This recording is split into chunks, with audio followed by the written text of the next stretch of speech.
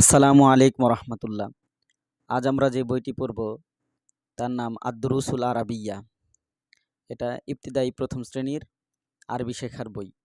দেখো উপরে বাংলাতে দেওয়া আছে আদ-দুরুসুল আরাবিয়্যা, আর নিচে আরবিতে দেওয়া আছে আদ-দুরুসুল আরাবিয়্যা, ইবতিদায়ী প্রথম শ্রেণী। এই কথাটাই নিচে সুন্দর করে বলেছে আস-সফুল আউয়ালুল ইবতিদাইয়্যু। চলো আমরা প্রথম পাঠে যাই। আদ-দারসুল আউয়াল, প্রথম পাঠ। এটা বারবার জোরে জোরে বলবে। আদ-দারসুল আউয়ালু, প্রথম পাঠ, প্রথম পাঠ, বারবার মুখস্থ করবে। উচ্চারণটা হলো আদ-দারসুল আউয়ালু। এরপর দেখো নিচে আছে আনজুরু ওয়া আস্তামিউ ওয়া আকরাউ, দেখি শুনি ও পড়ি। আমরা এখানে কি পড়ব? আমরা এখানে তোমরা যেরকম পড়েছো আলিফ, বা, তা, সা, বিভিন্ন হরফ পড়েছো। তোমরা আরবি যে ২৯টা হরফ পড়েছো, এই ২৯টা হরফ দিয়ে এখানে তোমাদেরকে শব্দ তৈরি করা শিখাবে, কিভাবে শব্দ তৈরি করতে হয়। যেমন দেখো আলিফতে আল্লাহু, এরপর আলিফ তার একটা শব্দ আছে আলিফ লাম মিম। তবে এখানে গুরুত্বপূর্ণ বিষয় হলো যে এই শব্দটা আলিফতে উম্মুন, মানে এটা হামজা, হামজা বলে এটাকে উম্মুন। উম্মুন অর্থ মা। এই যে এখানে দেখো মা আছে, মায়ের কোলে শিশু।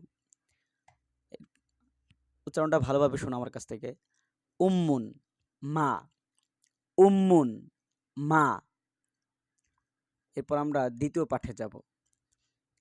তোমরা বারবার এটা মুখস্থ করবে, শুনবে, এরপর মনোযোগ সহকারে শুনবে, মুখস্থ করবে, এরপর লিখবে। প্রথমে ৩ বার দেখে দেখে লিখবে, এরপর ৩ বার না দেখে লিখবে।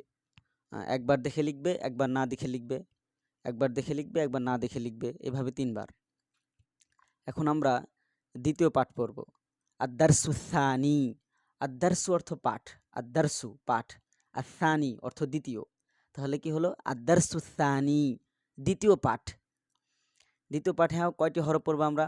কয়টি হরফ দিয়ে শব্দ তৈরি করব? ৩টি হরফ দিয়ে। বা, তা, সা, এই ৩টি হরফ দিয়ে আমরা শব্দ তৈরি করব। এখানে বলেছে দেখো আনজুরু ওয়া আস্তামিউ ওয়া আকরাউ, দেখি শুনি ও পড়ি। চলো আমরা শব্দ তৈরি করি।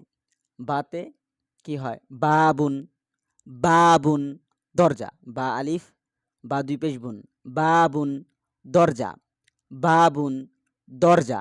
এখানে একটা দরজার ছবি দিয়েছে। এরপর আমরা শিখব তা দিয়ে। তা হরফ, হ্যাঁ, এই পাশে আছে তাজুন, তাজুন, মুকুট। দেখো মুকুটের ছবি দেওয়া আছে। উচ্চারণটা আবার শোনো। তাজুন, তাজুন, মুকুট।